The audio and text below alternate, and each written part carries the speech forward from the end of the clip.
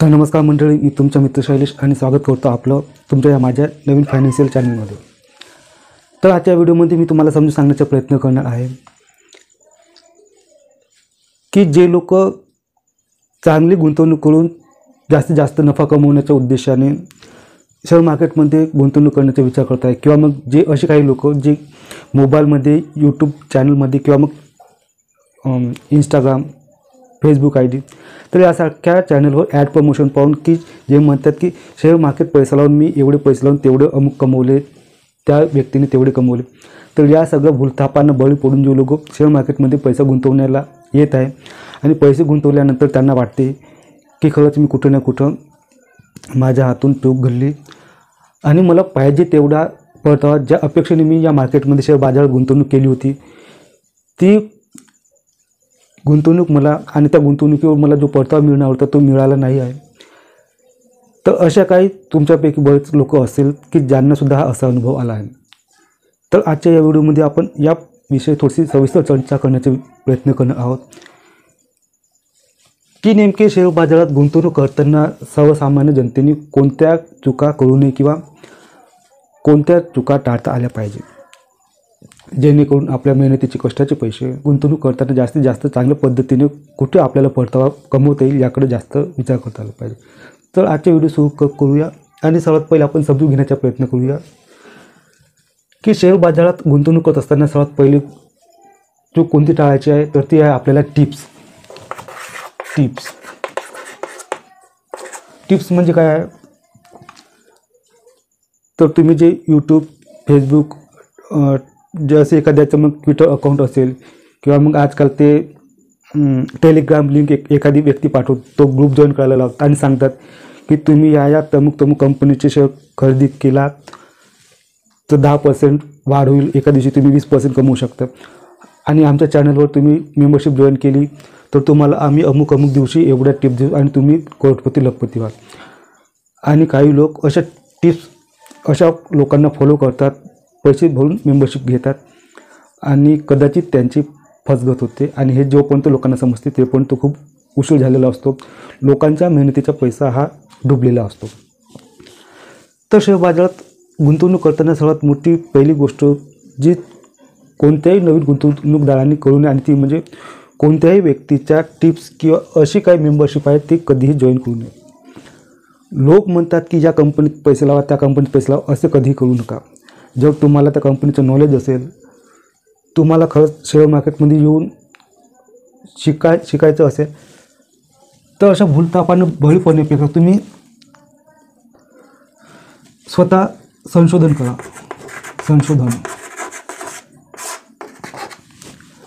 संशोधन म्हणजे की मला पैसे गुंतवायचे आहे पण माझे स्वतःचे मेहनतीचे पैसे आहे, स्वतःचे कष्टाचे पैसे आहे आणि ते तमुक व्यक्तीने सांगितले म्हणून गुंतवायचे नाही। तर गुंतवण्यामागे मला किती संशोधन येते, मला त्या कंपनीचा किती अभ्यास आहे, ह्या गोष्टीकडे जर लक्ष दिलं तर कदाचित आपले पैसे डुबण्याऐवजी 100% आज न उद्या त्याचा भरघोस रिटर्न आपल्याला पाहायला मिळेल। तर संशोधन करत असताना कोणत्या गोष्टी पाहिल्या पाहिजे, तर संशोधन करत असताना आपण ज्या कंपनीत किंवा आपण ज्या कंपनीच्या शेअर्समध्ये किंवा म्युच्युअल फंड म्हणा आहे का नाही, कंपनीतच आपण एखाद्या कंपनीतच गुंतवणूक करू शकतो असं नाही।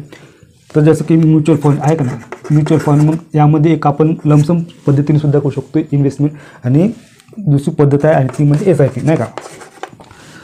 तर कोणत्याही कंपनीमध्ये गुंतवणूक करताना त्याच्या सर्वात आधी पाहायला जातो तो म्हणजे फंडामेंटल एनालिसिस किती स्ट्रॉंग आहे। फंडामेंटल एनालिसिस किती स्ट्रॉंग आहे म्हणजे यावरून त्या कंपनीची कॅपॅसिटी लॅकिंग माहीत पडत असते की कंपनी गुंतवणूकदारांना समोर भरघोस रिटर्न देऊ शकतो, परतावा देऊ शकणार आहे की नाही। तर फंडामेंटल एनालिसिसमध्ये का पाहायचं असते की कंपनी काम कोणते करते, म्हणजे कंपनीचं काम आपल्याला समजलं पाहिजे। जर कंपनीचं काम आपल्याला समजलं नाही तर गुंतवणूक काय करू आपण, नाही का। तर कंपनीचं काम, त्यानंतर कंपनी कॅटेगरी म्हणजे कोणत्या सेक्टरमध्ये काम करतात,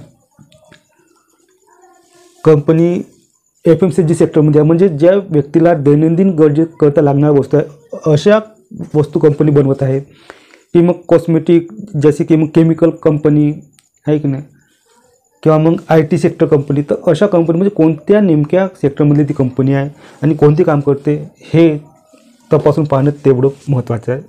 स्वतः संशोधन करत असतात.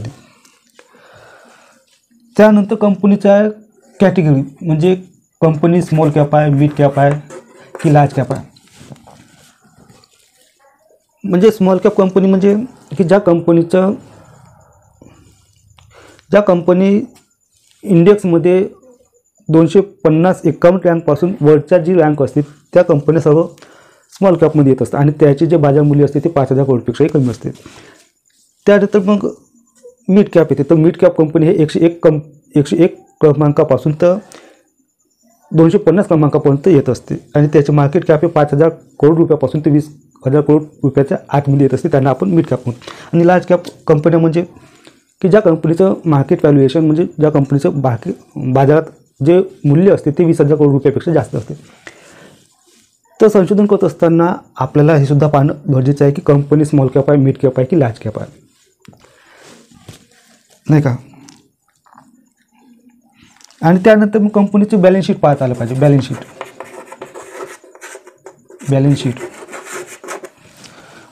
शीट म्हणजे काय पाहायचं आहे नेमकं, तर कंपनीची संपूर्ण कमाई किती आहे की नाही.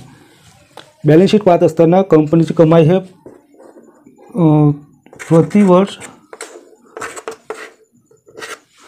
प्रत्येक वर्षी वाढत जायला पाहिजे.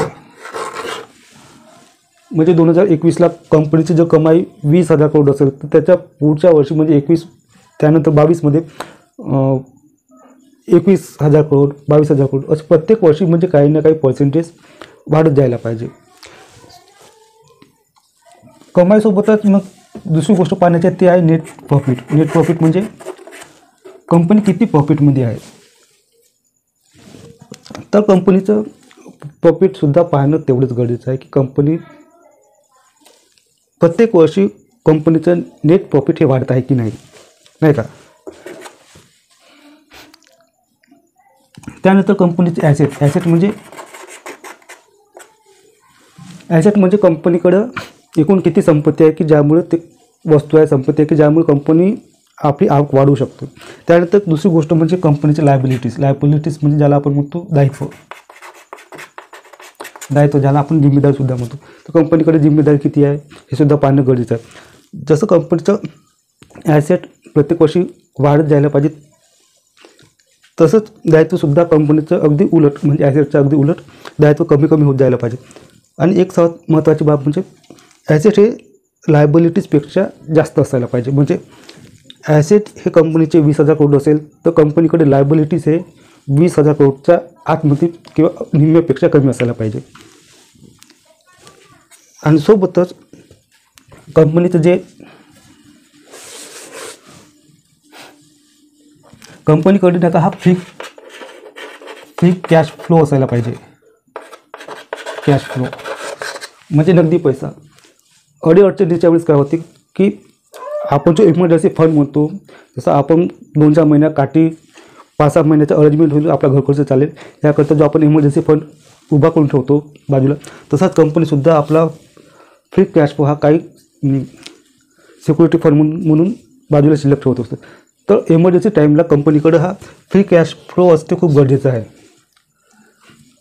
त्यानंतर कंपनीकडं प्रमोटर्स शेअर होल्डिंग ज्याला आपण म्हणतो शेअर होल्डर. तर बॅलन्स शीट पाहत असताना कंपनीकडे शेअर होल्डर म्हणजे कंपनीची टक्केवारी कोणाकोणाकडे आणि किती आहे हे तपासून पाहणेसुद्धा खूप गरजेचं आहे. जे कंपनीचे प्रमोटर्स आहेत, कंपनीचे कर्मचारी आहेत, त्यांच्याकडे जवळपास 40 ते 45% पाहिजे. 40 ते 45% जर कंपनीचे शेअर असेल तर कंपनीवर म्हणजे त्या प्रमोटर्स कंपनी चालवणाऱ्या लोकांचा विश्वास आहे. त्यांना वाटते की कंपनी आपली भविष्यात चांगलं उत्पन्न, चांगलं रिटर्न देऊ शकते आणि हे सांगण्याचं काम हे करत असते प्रमोटर्स. म्हणजे प्रमोटर्सची टक्केवारी ही 40% जास्त पाहिजे त्या कंपनीमध्ये. त्यानंतर कंपनीमध्ये दुसरी गुंतवणूक आहे आणि ती म्हणजे आहे म्युच्युअल फंड. तर म्युच्युअल फंडाची सुद्धा त्या कंपनीच्या शेअर्समध्ये हिस्सेदारी पाहिजे. ते मग 10% असो, 12% असो, 15% असो, नाही का. सोबतच मग जे फॉरेनर इन्स्टिट्यूट असतात फॉरेनर इन्स्टिट्यूट, तर त्यांचीसुद्धा कंपनीच्या याच्यामध्ये काही टक्केवारी पाहिजे, शेअर होल्डर म्हणजे कंपनीची टक्केवारी ज्याला आपण म्हणतो शेअर पॅटर्न. त्यानंतर मग कंपनीचे आहे डोमेस्टिक इन्स्टिट्यूट. जसे फॉरेनर इन्स्टिट्यूट असते तसेच डोमेस्टिक म्हणजे घरगुती भारतीयसुद्धा इन्स्टिट्यूट असते की जे कंपनीमध्ये ज्यांचे काम असते की फक्त कंपनीमध्ये इन्व्हेस्टमेंट करणे आणि त्यातून आपला वाटा उचलणे. आणि सोबतच मग जे असते आपले रिटेल इन्व्हेस्टर म्हणजे सर्वसाधारण लोक तुमच्या आमच्यासारखे, तर ह्या लोकांचासुद्धा या कंपनीच्या शेअर होल्डरमध्ये समावेश असायला पाहिजे. यावरून असे समजते की कंपनी किती चांगल्या पद्धतीने काम करते, कंपनीचे फंडामेंटल किती स्ट्रॉंग आहे. यावरून तुम्ही असे समजू शकता की ज्या एखाद्या 10 मजली इमारतीचा पाया भक्कम आहे, मजबूत आहे, तर ती कंपनी डगमगायला थोडा उशीर लागतो, वेळ लागतो. अगदी तसंच कंपनीचा फंडामेंटल समजल्या जाते. कंपनीचा फंडामेंटल जेवढा स्ट्रॉंग असेल तेवढीच ती कंपनी स्थिर उत्पन्न देण्याचे चान्सेस जास्त असते, गॅरंटी असते, आणि ती कंपनी डुबण्याचे चान्सेस 0% असते. म्हणून स्वतः जर संशोधन केले आणि तुम्हाला जर हे बॅलन्स शीट पाहता आली आणि ह्या सर्व जर गोष्टी समजल्या तर उशिरा का होईना पण तुम्हाला गरजेपेक्षा जास्त आणि 100% चांगला परतावा मिळणार, हे गोष्ट नक्की. त्यानंतर कंपनीचा व्यवसाय. तर गुंतवणूक करत असताना सर्वात महत्त्वाची बाब म्हणजे गुंतवणूक करत असताना कंपनीमध्ये आपल्याला गुंतवणूक करायची आहे तर त्या कंपनीचा व्यवसाय समजून घेणे खूप महत्त्वाचे आहे. कारण काय होत असते की जर समजा कंपनीचा व्यवसाय जर आपल्याला समजला नाही तर आपण कंपनीत बॅलन्स शीट काय पाहू, कंपनीचं सेक्टर काय पाहायचं आणि कंपनी किती प्रोडक्ट कमवत आहे आणि किती प्रॉफिटमध्ये आहे याच्यात काय आपल्याला इंटरेस्ट राहणार नाही. म्हणून सर्वात आधी महत्त्वाचं म्हणजे कंपनीचा व्यवसाय समजून घेणं खूप महत्त्वाचं आहे. त्यानंतर शेअर बाजारात गुंतवणूक करून चांगले परतावा मिळवण्यासाठी तिसरी बाब समजून घेणं महत्त्वाचं आहे. आणि ती कोणती, तर ती म्हणजे आहे आपली लक्ष्य नाही का. आपण एखाद्या कंपनीत गुंतवणूक करतो, एखाद्या म्युच्युअल फंडमध्ये गुंतवणूक करतो नाही का.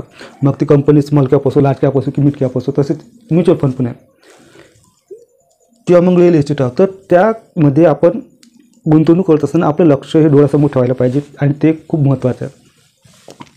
लक्ष सोबतच मग आपली जोखीम म्हणजे ज्याला आपण म्हणतो रिस्क कॅपॅसिटी आणि आपला कार्यकाल.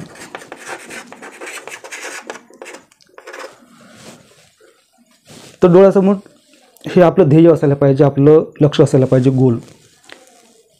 की समजा तुम्हाला 1-2 वर्षानंतर एखादी प्लॅट विकत घ्यायचा, गाडी विकत घ्यायची आहे, तर त्यासाठी आपल्याला 1-2 वर्ष गुंतवणूक करून आपल्याला पैसे काढता येईल आणि त्या पैशावर आपल्याला बऱ्यापैकी परतावा मिळणार. या आशेने तुम्ही मग गुंतवणूक करायची असेल तर त्याकरता तुम्ही मिड कॅप किंवा स्मॉल कॅप कंपनीकडे वळू शकता. कारण काय असते, तुमचं जर लक्ष 1-2 वर्षात जास्तीत जास्त परतावा करून त्या कंपनीच्या हिस्सेदारातून किंवा त्या म्युच्युअल फंडातून बाहेर निघण्याचा जर प्रयत्न असेल तर मिड कॅप किंवा मग स्मॉल कॅप कंपनी बऱ्यापैकी परतावा देण्यास सक्षम असते जर तुम्ही स्पर्धा केली लार्ज कॅप कंपनीची. तर लार्ज कॅप कंपनीत काय असते की लार्ज कॅप कंपनी तिचे जे मार्केट व्हॅल्युएशन असते, बाजार मूल्य असते, ते 20,000 करोडपेक्षा जास्त असते. म्हणजे फंडामेंटली खूप स्ट्रॉंग असते आणि इंडेक्स फंडच्या बिलकुल निफ्टी 50मध्ये ते येत असते 100 कंपन्यामध्ये. तर अशा कंपन्या डुबण्यामध्ये खूप चान्सेस खूप कमी असते, पण रिटर्नसुद्धा खूप कमी असते. जर तुम्हाला जास्तीत जास्त जोखीम घेत तुमची जास्त जोखीम घेण्याची कॅपॅसिटी असेल, सोबतच जर तुम्हाला कमी वेळात गुंतवणूक करून जास्तीत जास्त परतावा कमवायचा असेल तर तुम्ही मिड कॅप किंवा मग स्मॉल कॅप कंपनीकडे किंवा म्युच्युअल फंडाकडे वळू शकता. आणि समजा तुम्हाला कमी रिस्क घेत आणि जास्तीत जास्त 10-15-20 वर्षाकरता तुम्हाला गुंतवणूक करायची असेल आणि जोखीम कमी घेत तुम्हाला पैसे न गमवण्याची भीती आहे आणि तुम्ही जर जोखीम न घेता गुंतवणूक करायची असेल आणि परतावा कमवायचा असेल तर तुम्ही लार्ज कॅप कंपनीकडे वळू शकता. तुम्हाला आज ना उद्या 2 वर्षांनी, 3 वर्षांनी, 10 वर्षांनी, 20 वर्षांनी तुम्हाला 101% चांगल्या गुंतवणुकीला तुमचा परतावा मिळते. हे तेवढं काळ्या दगडावरची पांढरी रेष आहे. तर तुम्हाला हे समजलं. त्यानंतर आपण गुंतवणुकीचा तिसरा टप्पा पाहणार आहोत आणि तो म्हणजे चौथा आहे. आणि चौथा कोणता आहे?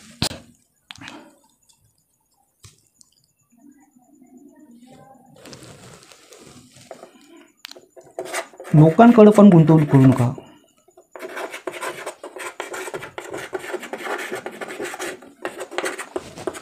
नाही का? काय होते, माझ्या मित्रांनी गुंतवणूक केली, या कंपनीत गुंतवणूक केली, किंवा मग मला त्या माझ्या चुलत्यांनी, माझ्या काकांनी, माझ्या पुतण्यांनी त्या कंपनीत गुंतवणूक केली, त्या रिअल इस्टेटमध्ये एखादी प्लॅट घेतला, त्या कॉलनीमध्ये एखादी 1 BHK घेतले, मला पण घ्यायचं ते सजेशन देतात. तशी चूक तुम्ही करू नका, कारण की मेहनतीचे पैसे, कष्टाचे पैसे तुमचे. तर गुंतवणूक करण्याआधी तुम्ही स्वतःची मानसिकता तपासा. मला किती वर्षासाठी मला गुंतवणूक करायची, गुंतवणूक करताना माझे लक्ष डोळ्यासमोर ठेवा, आणि काळ किती वर्ष करता मला गुंतवणूक करायची आहे. ह्या गोष्टीला अनुसरूनच तुम्ही गुंतवणूक करा. आणि लोक करतायत त्या कंपनीत गुंतवणूक करण्याऐवजी लोकांच्या विरुद्ध दिशेला, म्हणजे तुम्ही स्वतःचा एक मार्ग निवडत आणि संशोधन करत कोणत्याही कंपनीचे तुम्ही गुंतवणूक करण्याचा प्रयत्न करू शकता. त्यानंतर आपण पाहू 5वी जे चूक आहे, जी आपल्याला टाळायची आहे, आणि ती म्हणजे डायव्हर्सिफिकेशन पोर्टफोलिओ.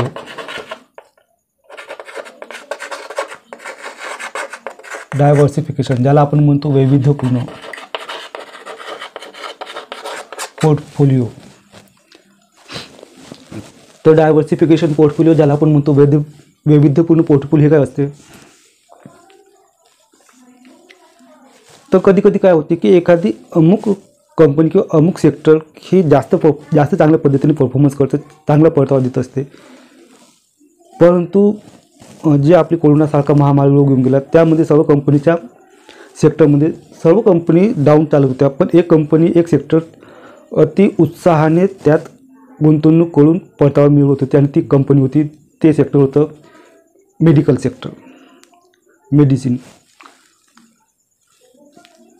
तर गुंतवणूक करत असताना तुम्ही सगळेच्या सगळे कंपनीचे, एकाच कंपनीचे शेअर न निवडता तुम्ही जवळपास तुमच्या त्या कंपनीच्या पोर्टफोलिओवर नजर ठेवू शकता. 10 असो की ते 20 असो. मग तर अशा 10-20 अशा वेगवेगळ्या कंपन्यांचे स्टॉक जे त्या सेक्टरमध्ये टॉप परफॉर्मन्स करत आहे, टॉप रिटर्न देत आहे, तर अशा कंपनीमध्ये तुम्ही गुंतवणूक करू शकता. म्हणजे काय होते, समजा तुम्ही एखाद्या 20 वेगवेगळ्या प्रकारच्या कंपन्यांमध्ये, सेक्टरमध्ये गुंतवणूक केली, ज्यापैकी मग काही 10 कंपन्याचे शेअर असू शकते, 5 म्युच्युअल फंड असू शकते, नाही का, 5 रिअल इस्टेट असू शकते, त्यापैकी मग काही गोल्ड असू शकते, ज्याला आपण म्हणतो कमोडिटीज.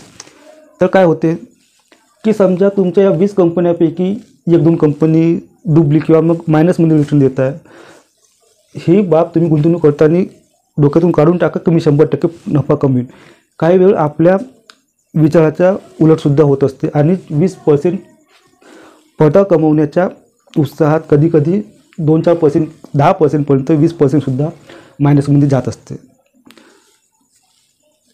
तर अशा वेळेस नाही का, मग जे डायव्हर्सिफिकेशन पोर्टफोलिओ तयार केला जातो, या गोष्टीचा आपल्याला एक भरपूर फायदा होतो. आणि तो म्हणजे कसा, समजा आपल्या 5-10 कंपन्या असेल, आणि त्याच्यातली एखादी कंपनीने जर कमी प्रमाणात परतावा दिला, तर बाकीच्या ज्या 7-8 कंपन्या आहेत, जे किंवा मग 7-8 पैकी आपले 1-2 म्युच्युअल फंड असू शकते, नाही का, एखादी गोल्ड असू शकते, रिअल इस्टेट प्रॉपर्टी असू शकते. तर अशा ज्या गुंतवणुकीच्या ॲसेट आहेत, वस्तू आहेत, त्या आपल्याला बऱ्यापैकी उत्पादन, म्हणजे ज्याला आपण म्हणतो परतावा देऊ शकते, गुंतवणुकीतला परतावा देऊ शकते. आणि जे एका कंपनीने झालेलं आपलं नुकसान आहे, ते या 5-6 कंपनी असं अगदी इझी पद्धतीनं आपलं ते नुकसान आपल्याला ते वाटणारसुद्धा नाही की एखादी कंपनी आपली मायनसमध्ये. कारण की ह्या ज्या 9 कंपन्या आपल्याला जे परतावा देणार आहेत उच्च, ते या सगळ्यांनी या एका कंपनीची मायनसमधली जे परतावा आहे ते आपला लपून जाईल. म्हणून पोर्टफोलिओ तयार करत असताना केव्हाही डायव्हर्सिफिकेशन, म्हणजे विविध कंपनी किंवा विविध सेक्टरच्या ज्या टॉपच्या कंपन्या असतात, त्या टॉपच्या कंपन्यांमध्ये गुंतवणूक करायची. जसे FMCG सेक्टरमधल्या 2-3 कंपन्या, मेडिसिन सेक्टरमधल्या 2-3 कंपन्या, ऑटो सेक्टरमधल्या 2-3 कंपन्या, IT ज्या सेक्टर आहे त्यामधल्या 2-3 कंपन्या, अशा सगळ्या टॉपच्या 2-4 कंपन्या, तसंच मग बँकिंग सेक्टरच्या 2-4 कंपन्या. तर अशा प्रत्येक सेक्टरमधल्या जर 2-4 कंपन्या तुम्ही निवडत गेल्या टॉपच्या, आणि सोबतच चांगले म्युच्युअल फंड निवडता येत असेल, आणि मग गोल्ड, रिअल इस्टेट, तर या सर्व गोष्टीतून तुम्ही जर वैविध्यपूर्ण आणली तर चांगला परतावा मिळवण्यापासून तुम्हाला कोणीही रोखू शकत नाही. तर डायव्हर्सिफिकेशन हे काय मला वाटतं तुम्हाला समजलं असेल आणि ह्या गोष्टीचा पुरेपूर फायदा सर्वांनी घ्यायला पाहिजे.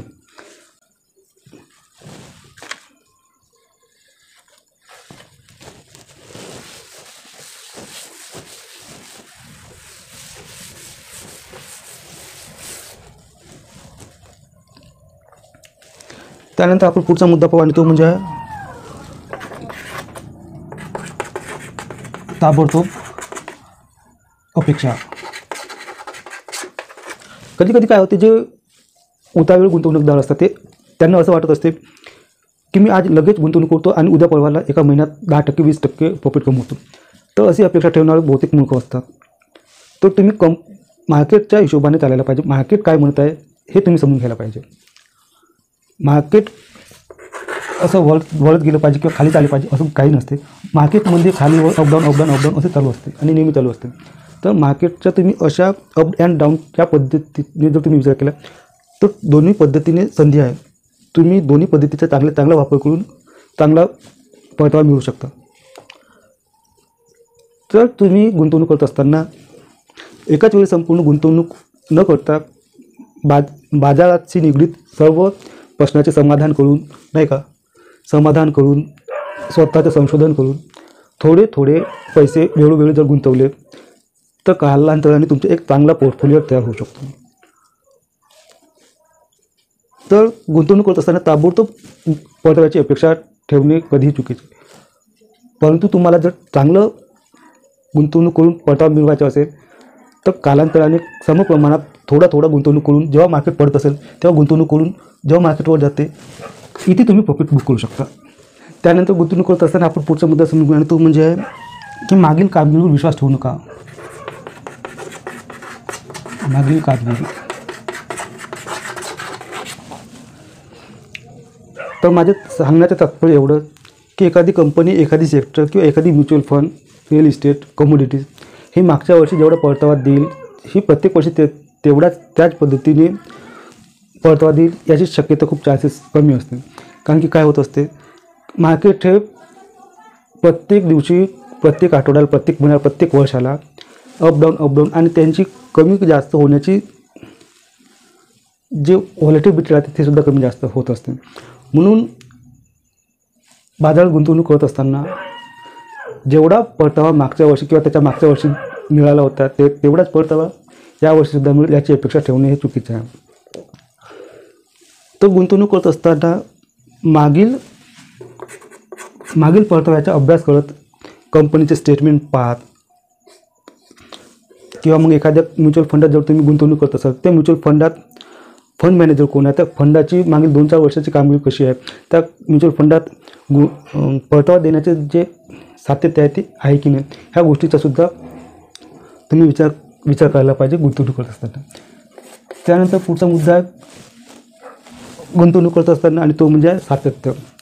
तुम्ही शिकण्यावर किती लक्ष देता. पैसे कमवण्याआधी शिकण्यावर खूप जास्त लक्ष देणे गरजेचं आहे.